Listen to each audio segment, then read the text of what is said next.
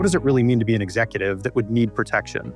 I think we want to branch that out beyond just the C-suite. We want to look at duty of care here, right? And we want to say what individual or what individuals in an organization have a liability or a threat against them.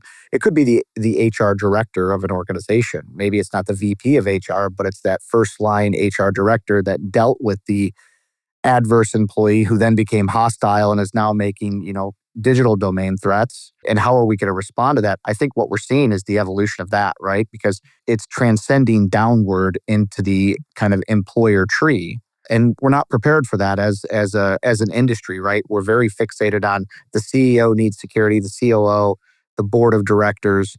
But at the end of the day, we're seeing more radicalization. We're seeing more of the fixation and the grievance ideology that are spanning across one organization down to its middle management almost. And I think that's dangerous. I think that if we don't pay attention to the threat and really define that, then we create more liability than we mitigate.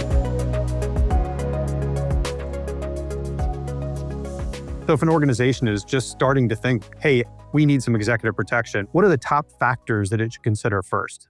Well, I think number one, they need to consider, why do we need this? I think two is, let's do the residential security assessments. We're going to look at that executive's travel patterns, behavioral patterns, that group atmospheric. I also think, where are they speaking? What are they doing?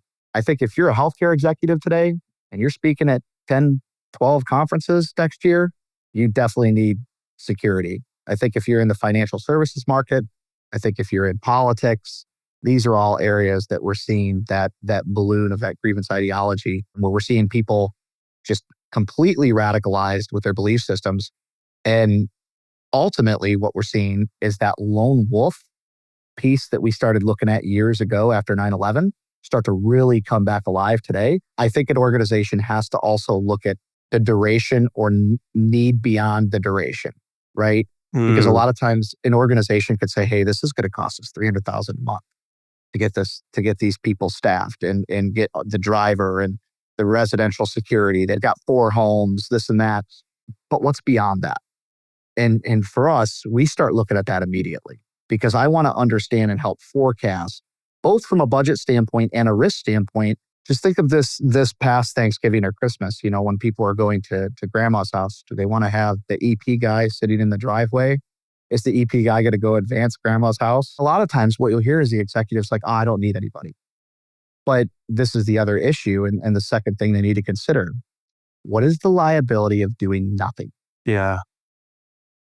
Because I can tell you of a couple circumstances in the last 12 months where I think families, individuals, organizations wish they would have done more. Part of the job of an EP agent too is to make sure that there's no brand reputational risk to the client. Because it's not just physical.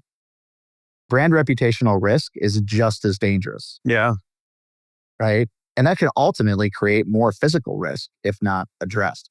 So I think that's the biggest issue that I see with the executive not really knowing what they're getting. I think as organizations evolve, as executives evolve, what we have to do is help them understand, what is their risk profile?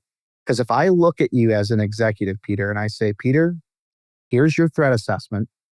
These are the 5 individuals we've identified. 2 of them live within close proximity to 2 of your speaking engagements. You're going to go, Steve, I need security. Yeah.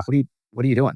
Give me a team, right? But if I don't tell you that, to say, hey, you should think about security. In a board level meeting, the executive's going to be like, why? Well, it's dangerous out there. The world's dangerous. What concerns me is when no one's telling the executive what their risk is and why we're suggesting it. And I think that's where the decision gets dropped.